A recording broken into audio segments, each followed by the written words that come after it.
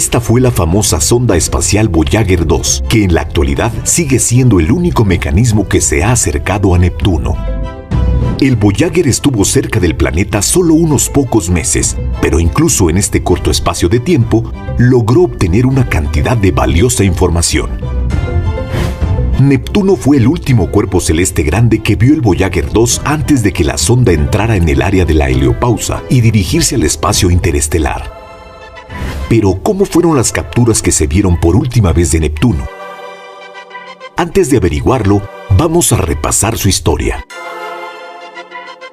El 20 de agosto de 1977 fue el día en que el Voyager 2 dejó la superficie de nuestra Tierra. Después de 41 años, está destinado a ir más allá de los límites de todo el sistema solar. Inicialmente, su misión implicaba explorar únicamente Júpiter, Saturno y sus satélites. Sin embargo, la trayectoria del vuelo también le presentó la oportunidad de visitar Urano y Neptuno. Ya para el 9 de julio de 1979, el Voyager 2 se acercó a Júpiter a una distancia de 71.000 kilómetros. También estuvo cerca de sus satélites Europa y Ganímedes. Las imágenes transmitidas permitieron proponer una hipótesis sobre la existencia de un océano líquido bajo la superficie de Europa, y Ganímedes mostró que su corteza está cubierto de hielo sucio. Cuando 2 años más tarde, el Voyager ya estaba cerca de Saturno a una distancia de 101.000 kilómetros. La sonda pasó cerca de los satélites Tetis y Encélado y envió fotos detalladas de su superficie. De acuerdo a los pronósticos iniciales, su misión debería haber terminado allí, pero el Voyager continuó su curso. El 24 de enero de 1986, la sonda espacial se acercó a Urano y estuvo a 81.000 kilómetros de él. El Voyager 2 envió muchas imágenes a la Tierra, mostrando los satélites, los anillos y la superficie de este planeta. Gracias a estas fotos, los científicos descubrieron 2 nuevos anillos de Urano y exploraron más de cerca los 9 ya conocidos. Después de otros 2 años, el Voyager 2 se encontró en las cercanías del punto más lejano de su misión, y el 24 de agosto de 1989, el Voyager 2 voló a 48.000 kilómetros de la superficie de Neptuno. Fue capaz de capturar imágenes únicas del gigante y capturar también a su mayor satélite, el Tritón. Se encontraron géiseres activos en Tritón, lo que fue una gran sorpresa dada su posición tan remota y la baja temperatura de este cuerpo celeste. No fue hasta 21 años después que la sonda alcanzó el límite de la onda de choque y entró en el área de la heliopausa. Después de 11 años más, el Voyager 2 superó esta línea y se sumergió en el espacio interestelar para siempre. Pero, ¿qué aspecto tenía el último planeta según lo que vio el Voyager 2? Estoy seguro de que muchos de ustedes estarán de acuerdo de que Neptuno es prácticamente el planeta más misterioso de nuestro sistema. Representa al cuerpo celeste que en su composición es el más similar a Urano. Por regla general, se percibe como un enorme planeta azul e incluso se califica como un gigante de hielo. La atmósfera de Neptuno es similar a la de Júpiter y consiste principalmente en hidrógeno y helio. El subsuelo del planeta consiste principalmente en piedra y hielo. Y el planeta tiene su color azul debido a la presencia de metano en las capas externas de su atmósfera. Neptuno es el 4º planeta en diámetro entre los otros planetas del sistema solar y el 3º en masa. El planeta tiene 17 veces el tamaño de nuestra Tierra. Neptuno también es conocido por su terrible clima, con los vientos más fuertes del sistema solar arrasando su atmósfera y, según algunas estimaciones, su velocidad puede alcanzar 600 metros por segundo. El viento tiene tal fuerza que habría desprendido fácilmente cualquier objeto que descendiese en el planeta. La temperatura en la superficie de Neptuno está cerca de los menos 220 grados Celsius. Pero una vez allí, el frío y los vientos más fuertes no serán la prueba más terrible para el hombre. Lo que es más aterrador es que, un año después de estar en Neptuno, representará 165 años de vida terrestre. Desde que este planeta fue descubierto en 1846, en Neptuno únicamente ha pasado poco más de un año. ¿Qué pudo haber visto el Voyager en este lugar sombrío? Las primeras fotografías del Voyager mientras se acercaba sobre Neptuno fueron recibidas el 23 de enero de 1989, cuando la sonda estaba a 310 millones de kilómetros del planeta. A medida que el Voyager se acercó, las imágenes comenzaron a mostrar formaciones de la atmósfera de Neptuno. Estas 3 imágenes fueron capturadas en intervalos de 90 minutos. En estas imágenes, los científicos pudieron ver las nubes atmosféricas por primera vez, así como capturar una enorme mancha oscura. El tamaño de esta mancha es comparable a la gran mancha roja de Júpiter, y esta zona de Neptuno es un 10% más oscura que la atmósfera que la rodea. Cuando el Voyager se acercó más, pudo capturar el color del planeta. Estas imágenes fueron tomadas a una distancia de 176 millones de kilómetros. El intervalo de captura entre ellas fue de 5 horas, y durante este tiempo el planeta logró hacer un giro de 100 grados.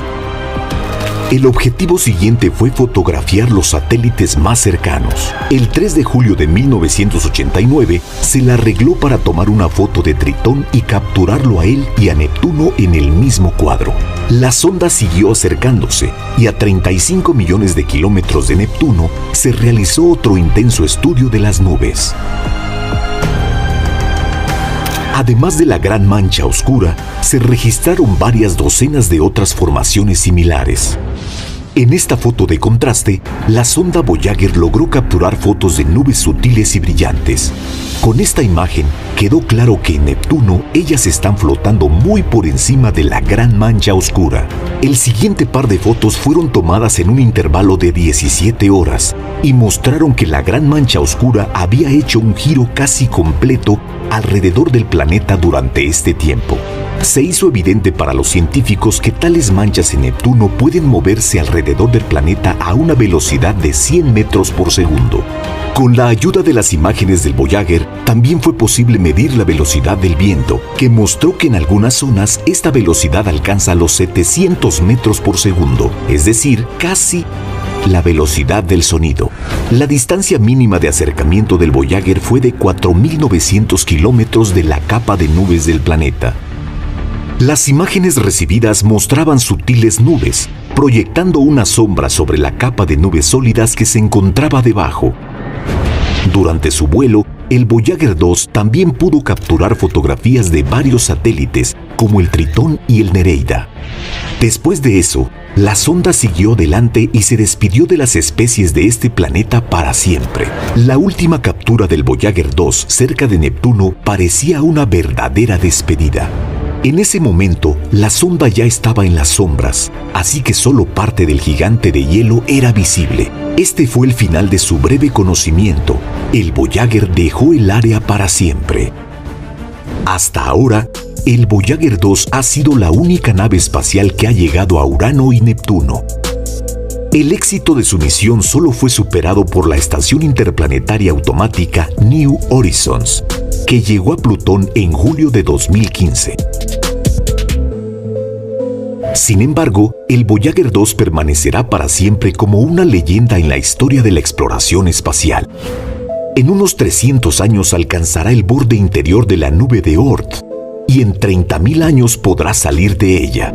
Para entonces, es probable que se hayan enviado más de una misión de investigación a Neptuno.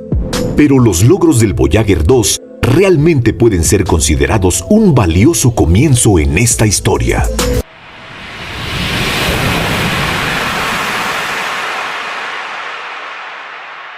El Voyager 2 nunca habría hecho sus descubrimientos si no fuera por algo que ocurrió, un incidente a mediados del siglo pasado que iba a revolucionar nuestra comprensión actual de los objetos espaciales. En 1964, el practicante del laboratorio de propulsión a chorro de la NASA, Gary Flandro, comenzó a dibujar gráficos de las futuras posiciones de los planetas y pronto descubrió que a finales de los años 70 todos los planetas más allá del cinturón de asteroides se unirían en un estrecho sector del cielo.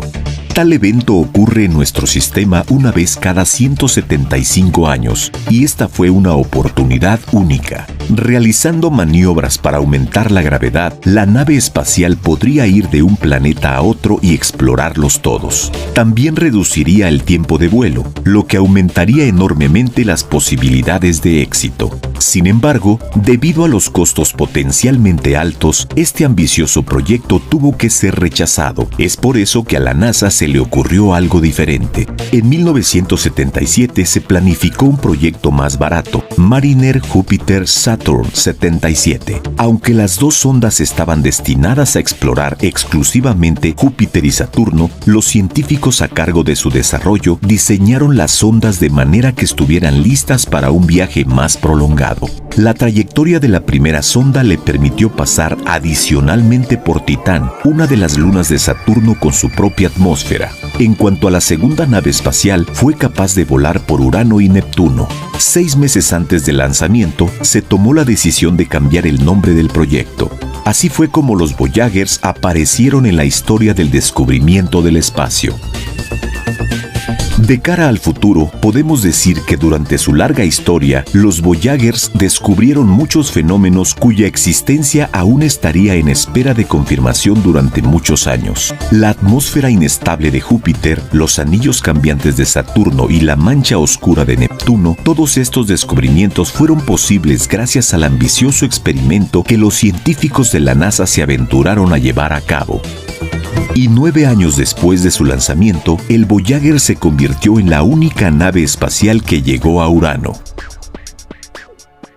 Para acelerar las comunicaciones entre ella y la Tierra, las antenas parabólicas terrestres, una de 64 metros y dos de 24 metros de la red DNS, se entrelazaron.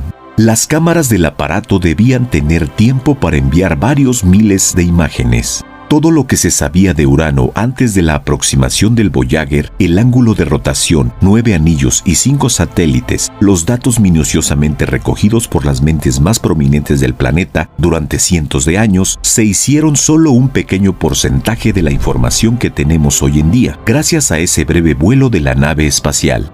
El 7 de junio de 1985 se tomaron las primeras imágenes de navegación del sistema de Urano, pero no fue hasta el 6 de noviembre que la cámara empezó a tomar imágenes más detalladas. Cabe señalar que los instrumentos de radiación electromagnética no escucharon nada en noviembre, diciembre ni en la primera mitad de enero. Al mismo tiempo, el sensor que registra el nivel de radiación de la Tierra se silenció solo después de la órbita de Marte, y el ruido de radiación de Júpiter comenzó el día de lanzamiento y no ha sido silenciado desde entonces. Michael Kaiser, del Centro de Vuelo Espacial Goddard, proféticamente señaló: o nos hemos encontrado con un planeta sin campo magnético, o es tan extraño que simplemente no sabemos qué buscar. Hasta la fecha, gracias a la investigación del Voyager, sabemos que el campo magnético de Urano tiene peculiaridades relacionadas con los detalles de su rotación. La peculiaridad radica en el hecho de que el eje magnético no coincide con el eje de rotación del planeta. De hecho, está desplazado por 1/3 de su radio en relación con su centro. Además, el eje magnético está inclinado con respecto al eje de rotación en un ángulo de 60 grados. La magnetosfera de Urano no se estira en una banda ancha, sino que se retuerce como en un sacacorchos. Esto sucede debido a la fuerte inclinación del eje de rotación con respecto al eje del campo magnético del planeta. El 27 de diciembre de 1985, las zonas latitudinales de Urano eran claramente visibles en las imágenes transmitidas, marrón oscuro cerca de los polos y claro en el ecuador. El mismo día, gracias a las fotografías recibidas, Stephen Synod pudo confirmar el descubrimiento del primer satélite desconocido de Urano, el 1985 U-1, tradicionalmente llamado así por un personaje de una obra de William Shakespeare, Pac 15. En los días siguientes, el Voyager 2 continuó capturando fotografías de los satélites, entre los que ya se conocían previamente Titania, Oberon, Ariel, Umbriel y Miranda. Sin embargo, gracias a las fotografías recibidas, su número se ha triplicado. El 16 de enero de 1986, el equipo de investigación del Voyager 2, con ayuda de las fotografías, anunció el descubrimiento de otros 6 nuevos satélites. Los objetos más grandes de 1986 U1 y U2 fueron detectados en imágenes obtenidas el 3 de enero, U3 el 9 de enero y U4, U5 y U6 el 13 de enero. Las designaciones temporales de los satélites de Urano fueron sustituidas por estos nombres actualizados: Portia 12, Julieta 6, Créssida 9, Rosalinda 13, Belinda 14 y Desdémona 10. En las imágenes del 20 de enero se distinguen algunos detalles del relieve de la superficie de Oberón, Titania y Ariel, y ese día se descubrieron 2 satélites más, el U7 y el U8, Cordelia 6 y Ofelia 7. El 22 de enero, el Voyager 2 comenzó a realizar su primer programa de vuelo B751. Además de capturar regularmente las imágenes satelitales, incluía el mosaico de anillos de Urano y las imágenes a color de Umbriel. En una de las imágenes tomadas al día siguiente, Bradford Smith encontró otro satélite del planeta, el 1986 U9. Más tarde se le dio el nombre de Bianca 8. Miranda, o más bien su peculiar terreno, fue un descubrimiento que asombró a los astrofísicos de la NASA. Fue posible distinguirlo gracias a las imágenes del Voyager. La capa exterior de la corteza de Miranda está plagada de fallas, valles, acantilados y desfiladeros, que en conjunto forman una especie de híbrido con los detalles geológicos de diferentes mundos. Según las estimaciones de los investigadores, al menos 10 tipos de terreno convergieron en el cuerpo celeste de unos 500 kilómetros de diámetro. En el pasado, hemos hecho un video sobre este tema antes, así que puede leer más sobre este satélite en el enlace de arriba. Luego fue el turno de los descubrimientos sobre los anillos de Urano. Cuando el Voyager pasó a través del plano de los anillos del planeta, a una distancia de 115.000 kilómetros de su centro y 60.000 del anillo exterior de Epsilon, muchas partículas de polvo cayeron en el campo de visión del dispositivo. Parecía una nebulosa difusa de 4.000 kilómetros de espesor. Así fue como el Voyager 2 descubrió 2 nuevos anillos de Urano. El primer anillo estaba situado entre los anillos Delta y Epsilon y fue provisionalmente llamado 1986 U1R. Bajo la luz solar directa se veía muy estrecha, solo 1-2 kilómetros y débil, y solo fue notado por los astrónomos durante las observaciones ultravioletas. Más tarde, el 10º anillo de Urano fue descubierto en las fotografías. En esta foto, todos son visibles, desde la franja brillante del anillo Epsilon en la parte superior hasta la tenue línea del 6º anillo. La existencia del segundo anillo descubierto por el Voyager, llamado 1986 U2R, fue confirmada hasta el 2004. Se encontraba a una distancia de 39.500 kilómetros del centro del planeta y 20 años más tarde emigró hacia el exterior, encontrándose ahora a una distancia de hasta 41.350 kilómetros. Antes de despedirse de Urano para siempre y dirigirse a nuevos horizontes, el Voyager 2 realizó una imagen de despedida del planeta. En el momento en que se capturó esta imagen, la sonda ya estaba a 1.000.000 de kilómetros de distancia y se estaba preparando para otro misterio del sistema solar, Neptuno. Este encuentro anunciaría un gran avance científico. Y al mismo tiempo, a miles de millones de kilómetros de distancia de él, miles de personas contenían el aliento, preparándose para dar un nuevo paso hacia lo desconocido.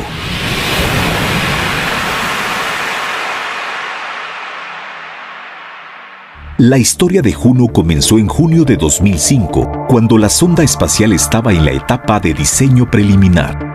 La estación interplanetaria fue construida por Lockheed Martin Space Systems, bajo la supervisión del Laboratorio de Propulsión a Chorro de la NASA.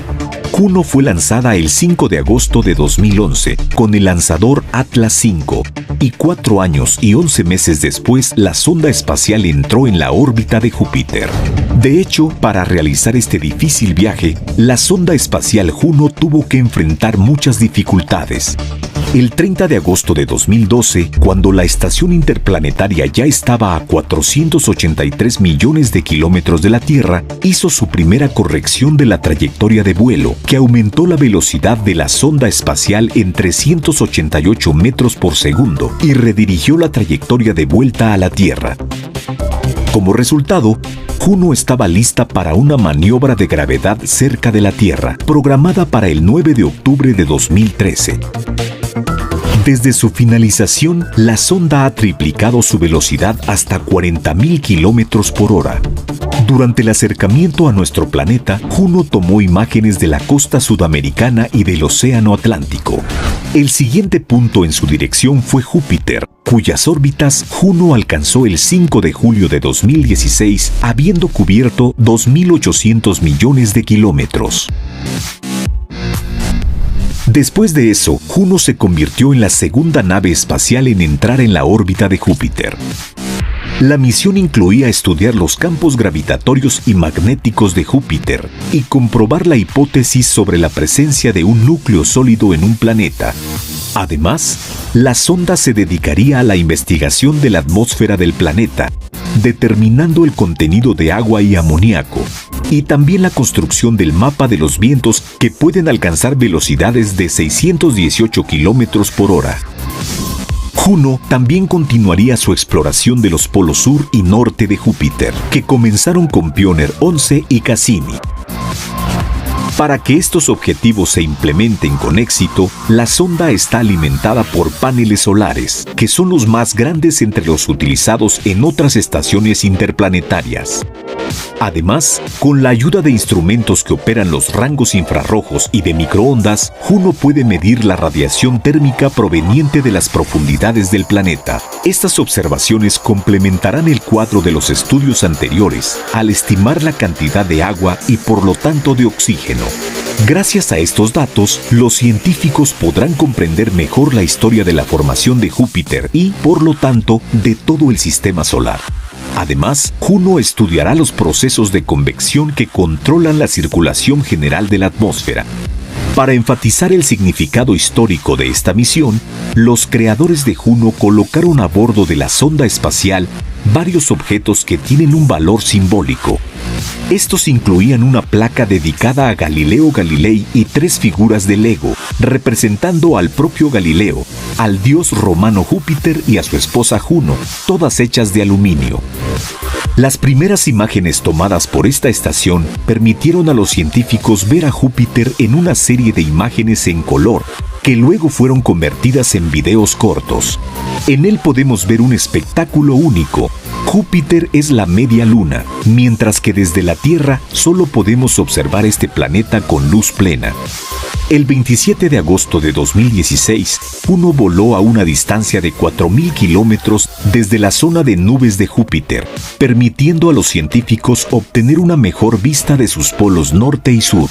Por lo general, imaginamos a este planeta como rayado, pero en sus polos reina una imagen completamente diferente, porque no existen zonas de cinturón y los ciclones envuelven muchas pequeñas lluvias en enormes espirales, supuestamente vagando a través de la atmósfera polar durante mucho tiempo. Esto es bastante diferente del mismo Saturno, donde podemos ver nubes hexagonales claras en los polos. Los remolinos de nubes en espiral característicos de los polos de Júpiter. Después de estudiar el planeta en infrarrojo, los científicos pudieron ver las zonas cálidas del interior del planeta y trazar un mapa de sus nubes con más detalle. El modelo en computadora muestra los resultados del escaneo infrarrojo. Juno fue capaz de capturar incluso las luces polares de Júpiter gracias a un detector de ondas de radio que capturó las partículas que formaron este fenómeno, resplandor en el polo sur de Júpiter. Durante su análisis, la sonda fue capaz de determinar que la estructura en capas de la atmósfera de Júpiter se conserva hasta las capas inferiores y que allí comienza a cambiar gradualmente. Atmósfera de Júpiter. Si la misión de esta estación se completa con éxito, es probable que la biblioteca del conocimiento humano se enriquezca con un valioso conjunto de nueva información sobre este planeta gigante. De gran interés en Júpiter es la famosa Gran Mancha Roja, una foto detallada de la cual Juno también proporcionó el 10 de julio de 2017. Imagen de Júpiter de la Gran Mancha Roja, norte a la derecha, sur a la izquierda, 10 de julio de 2017. Gracias a la investigación de Juno sobre este misterioso fenómeno, se descubrió que un vórtice rojo gigante está penetrando en la atmósfera del planeta a lo largo de 320 kilómetros y gira en sentido contrario a las agujas del reloj a más de 500 kilómetros por hora. Los científicos concluyeron que los vientos huracanados se forman allí de la misma manera que en la Tierra, por la diferencia de temperatura. Juno descubrió que las raíces de la Gran Mancha Roja son 50 o 100 veces más profundas que los océanos en la Tierra y son más cálidas en la base que en la parte superior. La imagen muestra datos de los 6 canales del radiómetro de microondas a bordo de Juno. La mancha se extiende por 16.000 kilómetros de ancho y 40.000 kilómetros de largo. Es decir, es 1.3 veces mayor el diámetro de nuestra Tierra.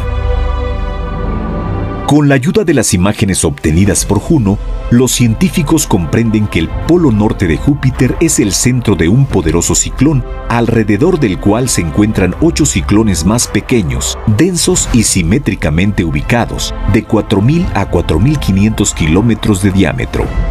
Las velocidades del viento en estos vórtices alcanzan los 350 kilómetros por hora. Vórtices atmosféricos en el cinturón templado del norte de Júpiter. La imagen fue tomada el 23 de mayo de 2018 desde 7.900 kilómetros de distancia de la capa de nubes del planeta. Una imagen similar de enormes vórtices atmosféricos se encontró en la región del Polo Sur, pero no hay 8, sino 5 ciclones, y son más grandes, desde 5.500 hasta 7.000 kilómetros de diámetro. Los científicos lo han estado observando con interés durante 2 años, tratando de entender cuán estables son y si cambian con el tiempo. Las nubes brillantes tienen una temperatura de menos 13 grados centígrados y las oscuras menos 188 grados centígrados. Este video fue creado a partir de una serie de imágenes que fueron recibidas por la sonda el 29 de octubre de 2018. En ella podemos ver cómo la sonda Juno está acercándose a Júpiter. A mediados de septiembre de este año, la estación automática Juno por 22ª ocasión se acercó a Júpiter. Y aquí algunas nuevas imágenes que pudimos conseguir. El final de Juno llegará en el 2021, cuando la estación será sacada de su órbita y se dirigirá a la atmósfera de Júpiter, donde estará destinada a morir. Esta decisión se tomó en vista de la necesidad de evitar que la estación colisione con uno de los satélites galileos, en los que se permite la posibilidad de la existencia de vida. Después de eso, los científicos comenzarán a procesar toda la información obtenida con la ayuda de Juno, lo que llevará varios años para analizarla. Es demasiado pronto para hablar del resultado de esta legendaria misión, porque existe una alta probabilidad de que los principales descubrimientos de Juno aún estén por hacerse.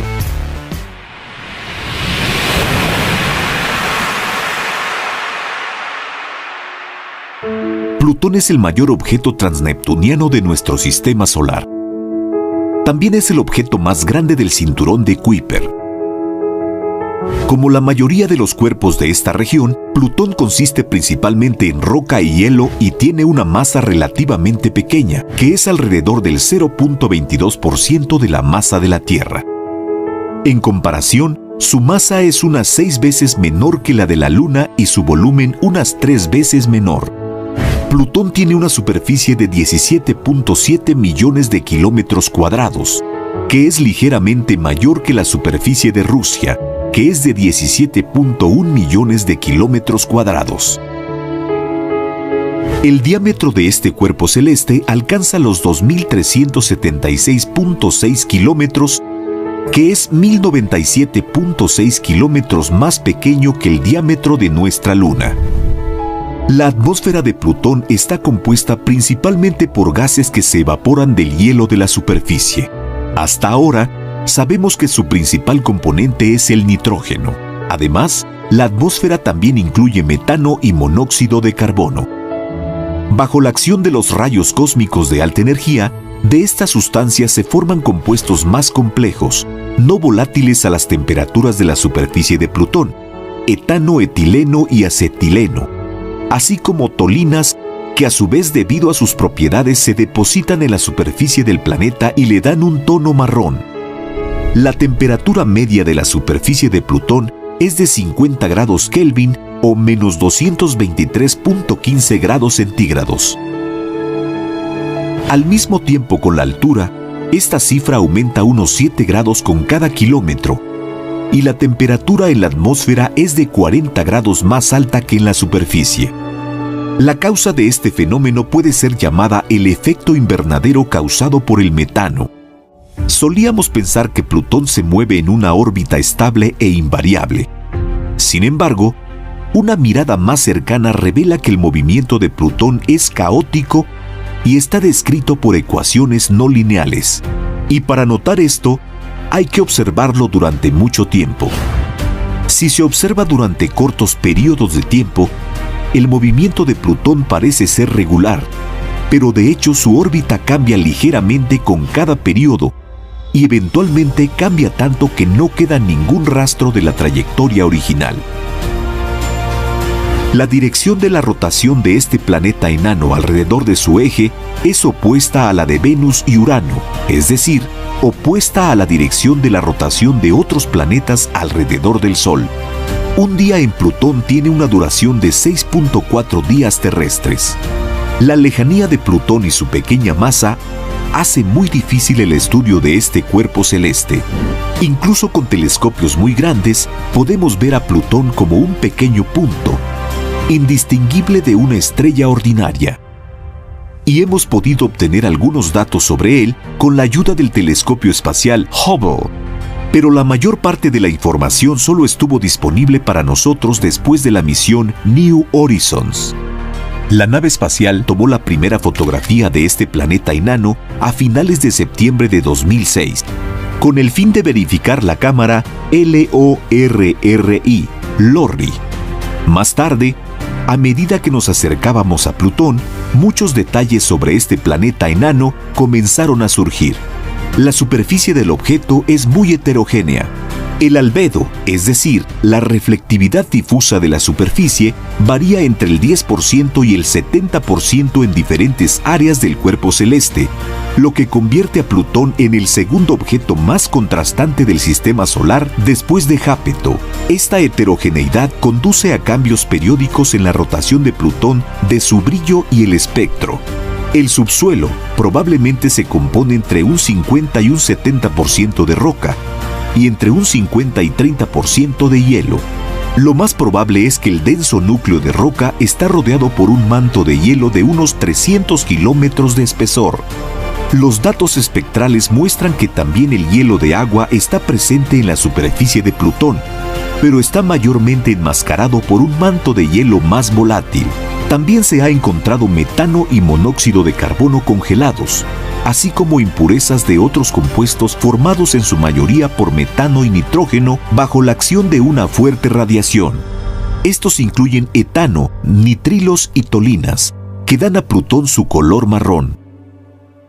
El 15 de julio del año 2015, la estación interplanetaria New Horizons voló más allá de Plutón, a una distancia de 12.500 kilómetros de su superficie. Durante el vuelo, en la aproximación máxima, se filmaron tanto el lado visible como el lado oculto. Gracias a estas imágenes de Plutón, se descubrió una enorme área brillante en forma de corazón, de aproximadamente 1.800 kilómetros por 1.500 kilómetros, que posteriormente fue llamada el corazón de Plutón o también su variante la región de Tombaugh.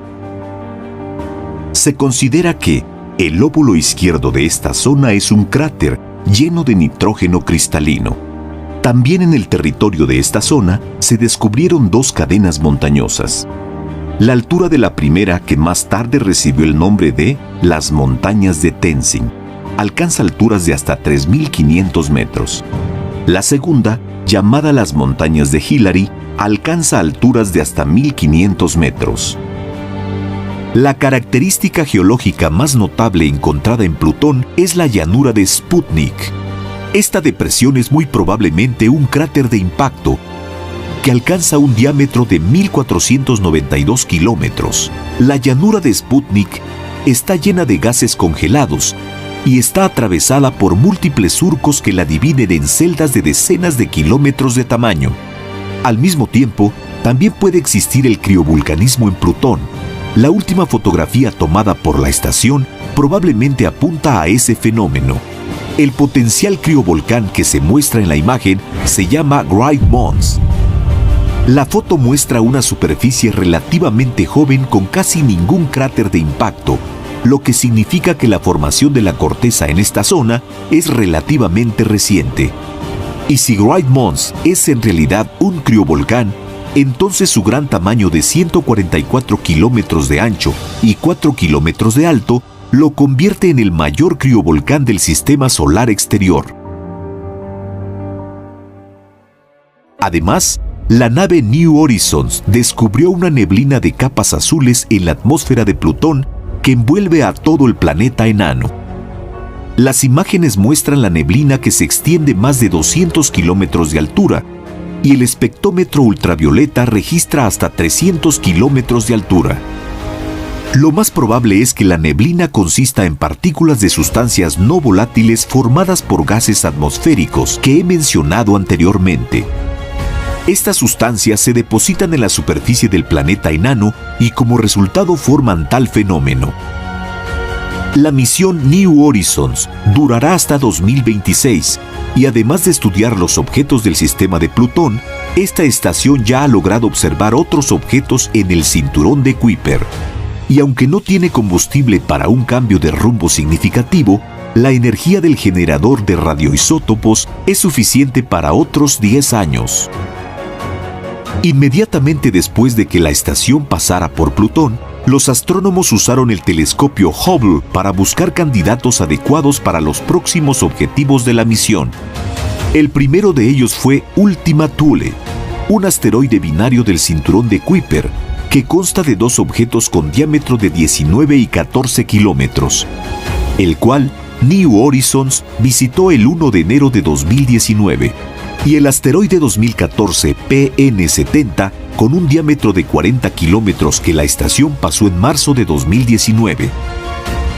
Además, a 8.000 millones de kilómetros de la Tierra, New Horizons tiene ahora una vista más detallada de las estrellas más cercanas al Sol, Próxima Centauri y Wolf 359.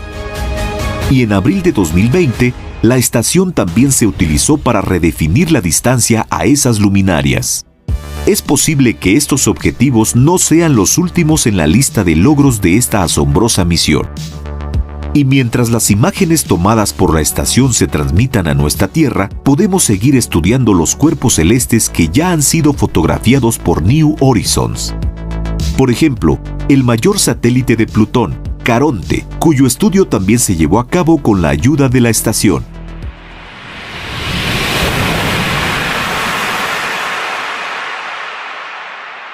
Caronte es el objeto más grande de todos los satélites de Plutón, y la ciencia supo de su existencia hace más de 40 años.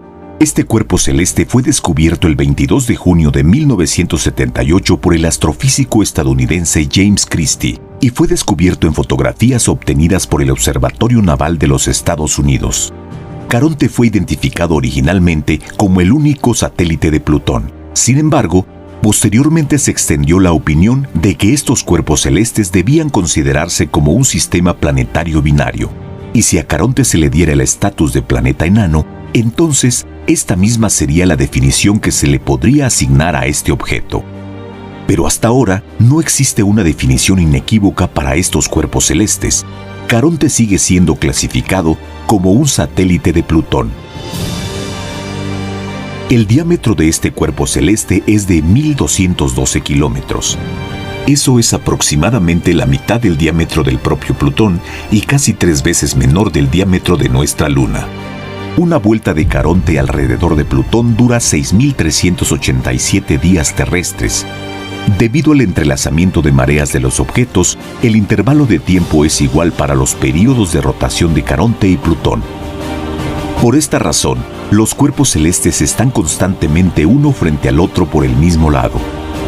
Y si tuvieras la suerte de estar en la superficie de uno de estos objetos, tanto Caronte estaría en el cielo de Plutón como Plutón estaría en el cielo de Caronte.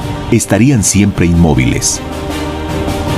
Debido a estas sorprendentes propiedades, los cuerpos celestes suelen llamarse planetas binarios. Y la razón de esto es el hecho de que el centro de masa del sistema se encuentra fuera de ambos objetos. La masa de Caronte es aproximadamente el 11.65% de la masa de Plutón.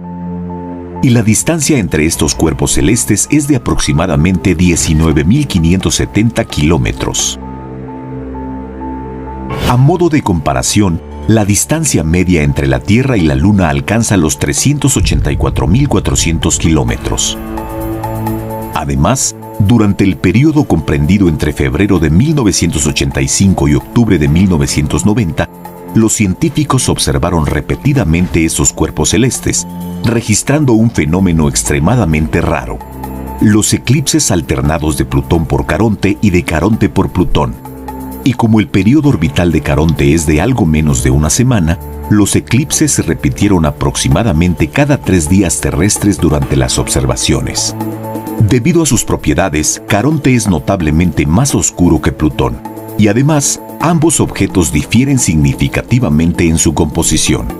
Por ejemplo, Plutón tiene mucho hielo de nitrógeno en su superficie, mientras que Caronte está cubierto de hielo de agua, y su superficie tiene un color menos rojiza.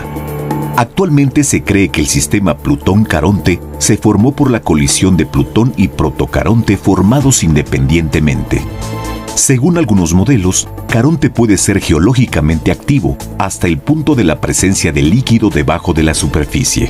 Y esto se justifica por el hecho de que el análisis espectral de este satélite muestra la presencia de hidróxido de amonio en él. También existe la hipótesis sobre la presencia de criovulcanismo en Caronte. La mayor cantidad de información sobre este cuerpo celeste se obtuvo gracias a la misión New Horizons, durante la cual el 14 de julio de 2015, la Estación Interplanetaria Automática atravesó el sistema Plutón-Caronte. Durante el curso de esta misión, se obtuvieron imágenes de Caronte desde diferentes distancias, y la distancia más corta durante el sobrevuelo fue de unos 28.800 kilómetros. La estación fue capaz de filmar tanto el lado visible en la máxima aproximación a Caronte como el reverso, y también fue capaz de ver en la superficie del satélite una gran variedad de objetos. Uno de ellos es una asombrosa depresión con una montaña en el centro y varios cráteres que fueron fotografiados por New Horizons desde una distancia de 79.000 kilómetros. Además, las imágenes muestran claramente una variedad en la topografía superficial. Por ejemplo, las imágenes de la estación muestran una cadena de rocas y depresiones que se extienden a lo largo de 1.000 kilómetros y que probablemente se han formado como resultado de los procesos internos del satélite. En la esquina superior derecha, cerca del mismo borde, podemos ver un enorme cañón, cuya profundidad alcanza probablemente entre 7 y 9 kilómetros. Un hecho sorprendente es que hay relativamente pocos cráteres en Caronte, lo que sin duda indica la juventud geológica de la superficie del satélite. Además, el polo norte del objeto está cubierto por una capa de polvo oscuro. Esta inusual zona se llama Mordor. Se cree que esta mancha oscura, de unos 475 kilómetros de diámetro, se formó en consecuencia de las bajísimas temperaturas que se producen periódicamente en la superficie del satélite. Y puede ser que una de las razones es el invierno polar de Caronte, que dura unos 100 años. Durante este periodo, la temperatura de la superficie del satélite desciende hasta menos 258 grados centígrados y las moléculas de metano y nitrógeno atrapadas en la atmósfera de Plutón se congelan. Y cuando llega el verano, la temperatura del polo norte vuelve a subir, alcanzando los menos 213 grados centígrados, y el metano y el nitrógeno se evaporan y solo quedan compuestos pesados en la región de Mordor, que bajo la influencia de la radiación ultravioleta se convierten en tolinas, dando posiblemente ese color a la zona. Hasta ahora, todos los objetos de la superficie de Caronte han recibido nombres no oficiales, que se han inspirado en autores y sus obras, del género de la fantasía y de la ciencia ficción. Podrían incluirse las montañas Clark y Kubrick, los cráteres de Kirk, Spock, Uhura, Darth Vader Luke Skywalker, Ripley, el cañón de Nostromo, el cañón de Tardis, el área de Gallifrey y el área de Vulcano. Además de Caronte, existen otros 4 satélites que sabemos que están cerca de Plutón. Sus nombres son Styx, Nicta, Kerber e Hydra, y todos ellos giran en órbitas casi circulares en la misma dirección que Plutón alrededor de su eje. Y mientras que la rotación de Plutón y Caronte es sincrónica, todos los demás satélites no lo son. El radio orbital de Nicta alcanza los 49.000 kilómetros y el de Hydra es de 65.000 kilómetros, es decir, están de 2 a 3 veces más lejos de Plutón que de Caronte. El tamaño de Hydra es de 43 por 33 kilómetros y el de Nicta es de 54 por 41 por 36 kilómetros. Su masa aún no se conoce con precisión. Una estimación aproximada es del 0.003% de la masa de Caronte para cada uno de los objetos. Los otros 2 satélites fueron descubiertos en junio de 2011 y julio de 2012. Uno de ellos, Kerber, tiene un tamaño de 12 por 4.5 kilómetros y un radio orbital de 58.000 kilómetros. Styx tiene un tamaño de 7 por 5 kilómetros y un radio orbital de 42.000 kilómetros. E incluso a pesar de su pequeño tamaño, la estación interplanetaria New Horizons fue capaz de obtener imágenes de ellos. Durante su paso por el sistema Plutón-Caronte, tras haber recogido información sobre todos los satélites de Plutón, la estación interplanetaria fue más allá, proporcionando a la humanidad sus últimas y más nítidas imágenes de estos objetos hasta la fecha. El 14 de julio de 2015, desde una distancia de 74.176 kilómetros, la estación tomó una de las últimas y más nítidas imágenes de Caronte hasta el momento, en la que se puede ver claramente muchos detalles del objeto. Por el momento, podemos decir que Caronte sigue siendo un cuerpo celeste poco estudiado para nosotros. Pero gracias a las misiones que se han realizado, podemos sacar conclusiones sobre su naturaleza, propiedades y evolución. Y si la misión New Horizons fue revolucionaria en su época, es probable que en las próximas décadas se lleven a cabo proyectos similares en más de una ocasión. Y eso significa que quizá pronto conozcamos una nueva información sobre este asombroso objeto espacial.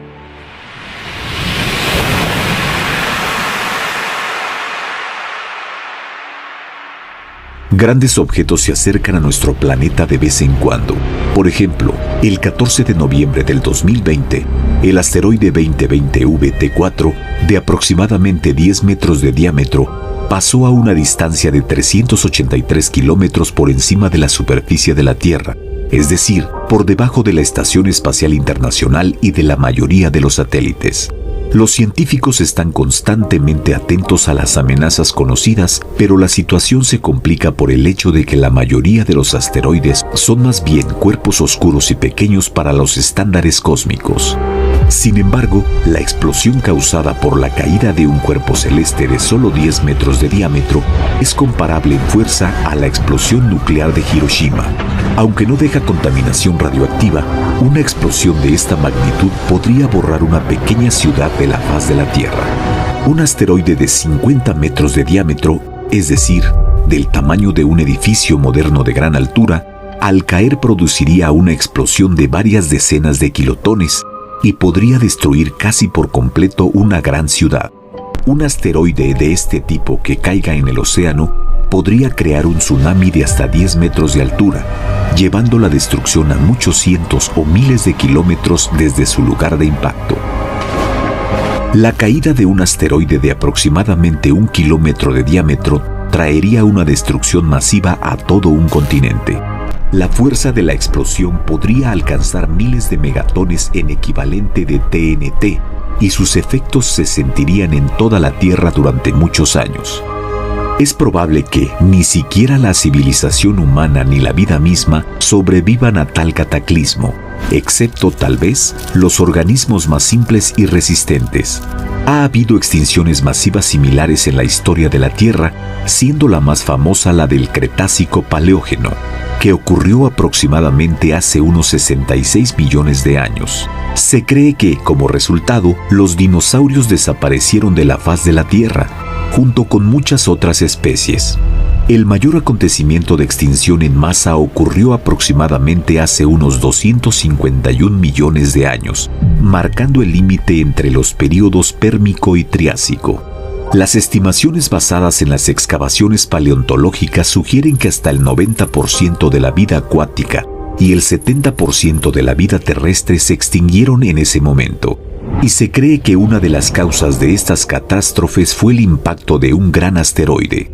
Actualmente, se estima que el número de objetos potencialmente peligrosos es de aproximadamente unos 1.500 a 2.000, pero según el telescopio WISE, este número puede llegar a ser de 4 a 6.000 objetos. Estos pequeños y oscuros cuerpos celestes son extremadamente difíciles de detectar.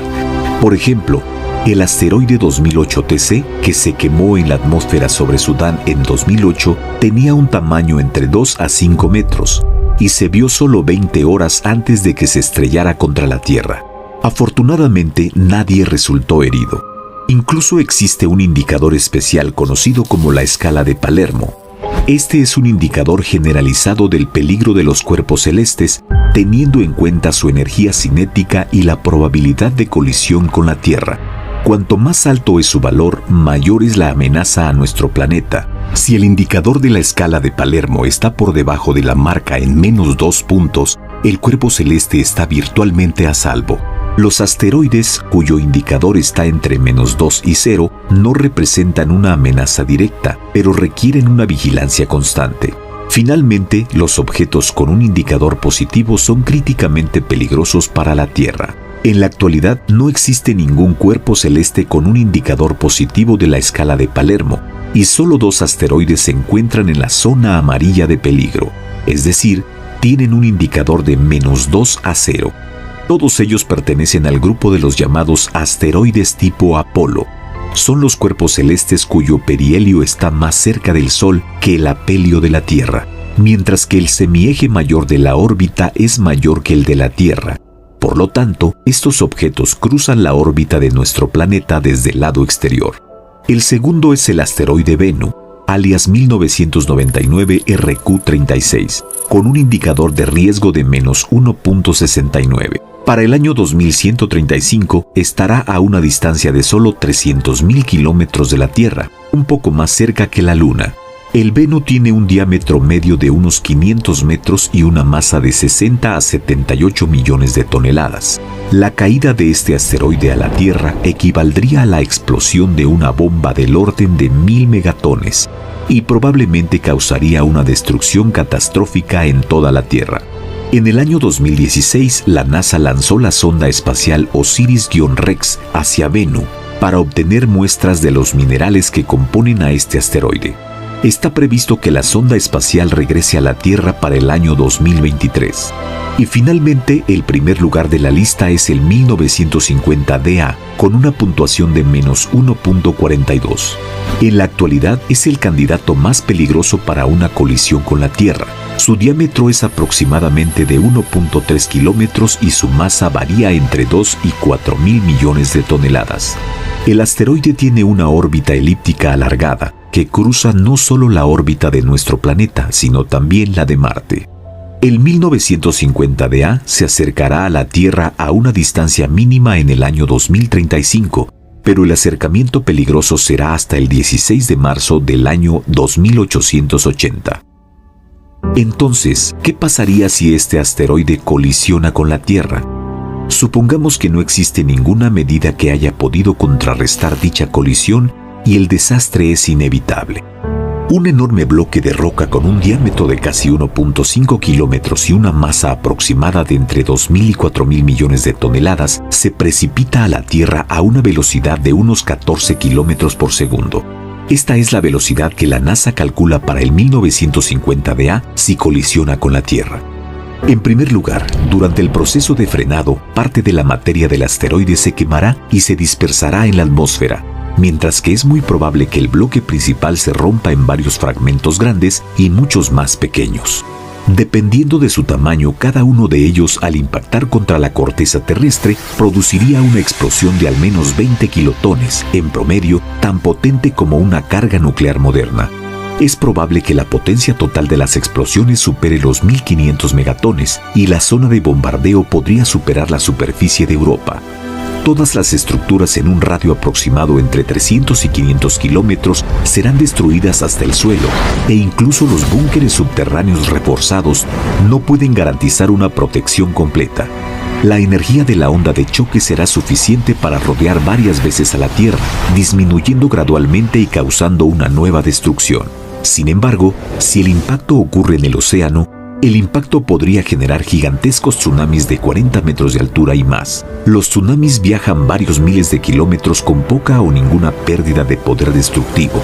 Las zonas costeras de los continentes adyacentes al lugar del impacto se inundarían y las ciudades y asentamientos serían destruidos. Los múltiples impactos de los escombros de roca que caen sobre la superficie de la Tierra levantarán muchas toneladas de polvo en la atmósfera. Los vientos dispersarán rápidamente estas densas nubes, bloqueando la luz solar, causando un dramático enfriamiento. Tal fenómeno se llama invierno nuclear. Es probable que un choque de esta magnitud no solo afecte a la corteza terrestre, sino que también alcance el manto. La onda de choque podría desencadenar múltiples erupciones volcánicas en toda la Tierra, lo que a su vez desencadenaría una segunda ola de tsunamis y terremotos. Toneladas de ceniza expulsadas a la atmósfera exacerbarán el efecto invernadero. Un punto de vista común es que una colisión de la Tierra con un asteroide podría cambiar su órbita o su periodo de rotación.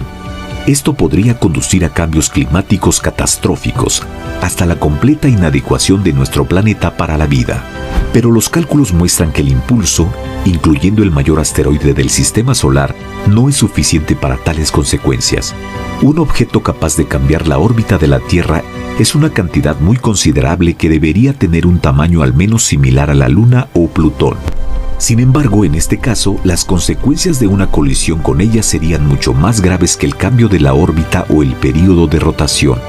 Sin embargo, la probabilidad de colisión del 1950 DA con la Tierra es solo del 0.012%. Sin embargo, puede aumentar debido a los cambios en la órbita de este objeto como resultado de las colisiones con otros cuerpos celestes. Durante mucho tiempo se pensó que la humanidad no había alcanzado aún un nivel de desarrollo suficiente para protegerse del impacto de un asteroide. Solo podíamos observar objetos potencialmente peligrosos. Cambiar la órbita o destruir un asteroide era el campo de las películas y libros de ciencia ficción. Sin embargo, la ciencia no se queda quieta. En el año 2004, cuando se pensaba que la amenaza de Apophis era relativamente significativa, se propuso que su superficie se cubriera con una película reflectante de la luz para permitir que la presión de la luz solar cambiara la órbita del asteroide. También ha habido ideas de bombardeo nuclear y el uso de tractores a reacción para cambiar las órbitas de los cuerpos celestes. En el año 2018, la NASA junto con SpaceX aprobó el programa DART, cuyo objetivo es tratar de cambiar la trayectoria de un asteroide al chocar con una nave espacial artificial. El objetivo seleccionado fue el asteroide gemelo Didymo, que consta de dos componentes con diámetro de 800 y 150 metros respectivamente.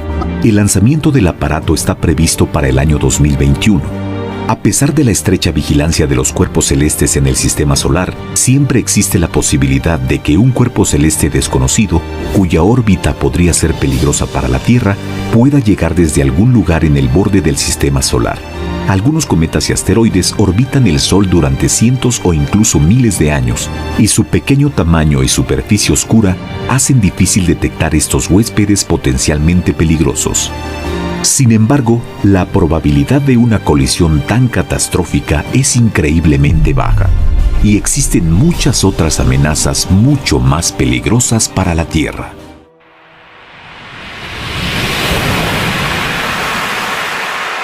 En primer lugar, necesitamos entender exactamente cómo llama la ciencia a estos cuerpos celestes. El término asteroide se originó a principios del siglo XIX. Se usó para descubrir los puntos similares a estrellas observados a través de un telescopio que, a diferencia de los planetas, estos parecían discos. Por esta razón, hasta 2006, los asteroides se clasificaban a menudo como planetas menores y se consideraba que el principal parámetro definitorio era un diámetro de al menos 30 metros. Los cuerpos celestes que no alcanzan este tamaño se llaman meteoroides. Los cuerpos que se queman en nuestra atmósfera se llaman meteoros. Y los objetos espaciales que llegan a la superficie de la Tierra o a cualquier otro cuerpo celeste se denominan comúnmente meteoritos.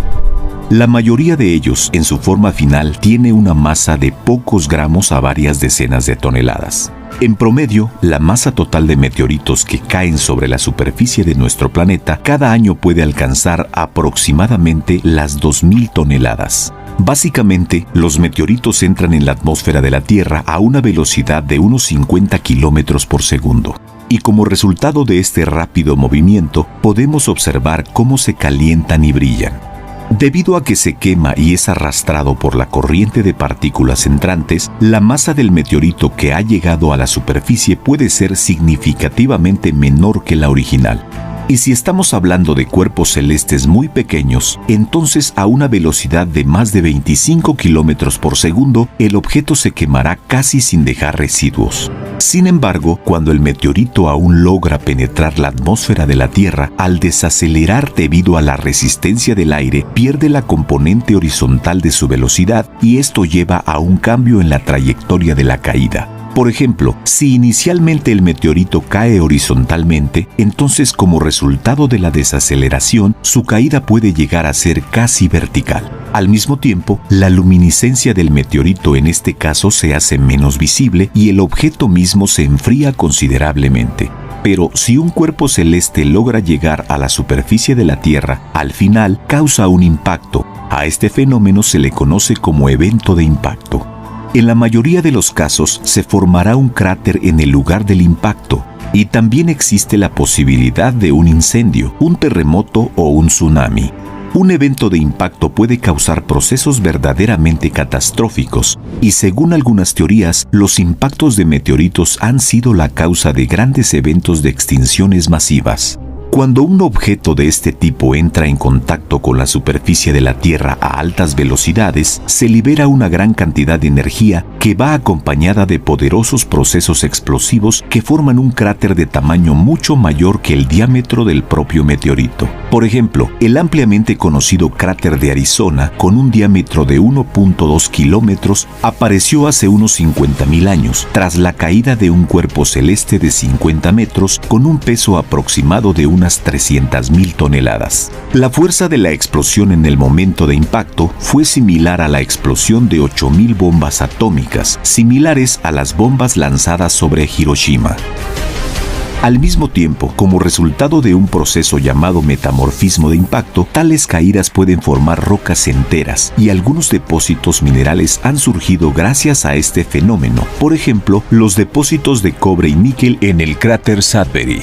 Los cráteres de los meteoritos pueden alcanzar un tamaño de hasta 500 kilómetros y algunos de ellos incluso tienen sus propios asentamientos humanos. Por ejemplo, el cráter de Vredefort, que se encuentra en Sudáfrica, llamado así por la localidad que se encuentra en su interior, el diámetro del cráter alcanza los 300 kilómetros. A manera de comparación, es aproximadamente un tercio más grande que el cráter de Chicxulub y el cráter de Sudbury.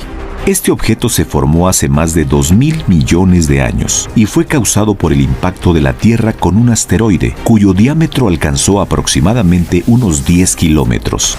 Vredefort es considerado el segundo cráter más antiguo de la Tierra, ya que es solo unos pocos cientos de millones de años más joven que Suabiarvi, que alcanza los 2.400 millones de años de antigüedad.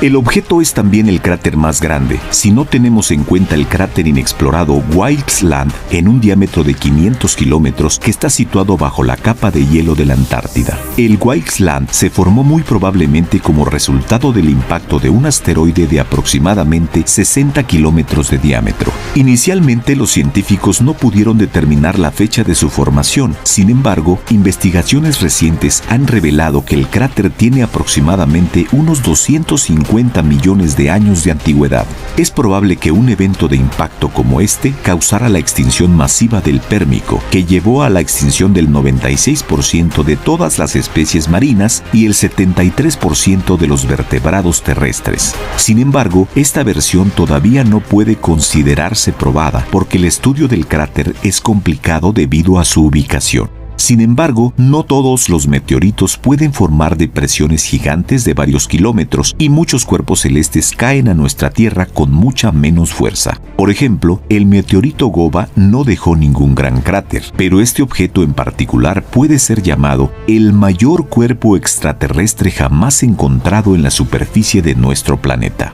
El objeto es la pieza natural de hierro más grande de la Tierra y su peso alcanza las 66 toneladas. El volumen del meteorito es de 9 metros cúbicos y su diámetro aproximadamente es de unos 3 metros. El Goba cayó en nuestra Tierra hace aproximadamente 80.000 años, pero fue descubierto hasta hace poco, en 1920 cerca de la ciudad de Grootfontein, que se encuentra en la República Africana de Namibia. El hallazgo fue realizado completamente por casualidad, ya que Goba no dejó atrás un cráter ni ningún otro rastro de la caída. Y la razón de esto podría haber sido una posible desaceleración en la atmósfera.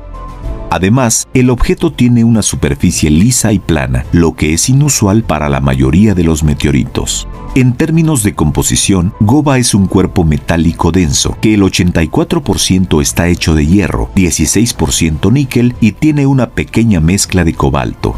Este meteorito nunca ha sido pesado, pero se estima que su masa original cuando cayó era de aproximadamente 90 toneladas.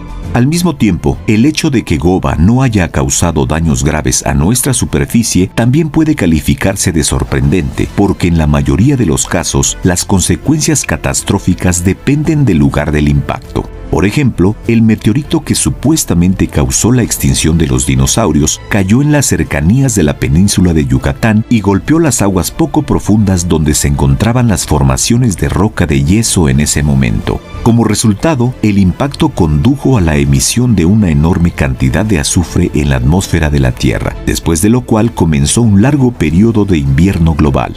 Debido al hecho de que este asteroide cayó en un ángulo aproximadamente de unos 60 grados, la máxima cantidad de polvo fue liberada en la atmósfera y el impacto en sí mismo causó un tsunami de unos 80 metros de altura. La onda expansiva de alta temperatura que pasó sobre la superficie de la Tierra provocó incendios forestales en todo el mundo, y las partículas de polvo y hollín levantadas provocaron un cambio climático, dando lugar a una nube de polvo que cubrió la superficie del planeta de los rayos directos del Sol durante varios años. No hace falta decir que la probabilidad de que tal impacto ocurra en nuestra época es demasiado baja, ya que la caída de grandes meteoritos es un fenómeno poco frecuente.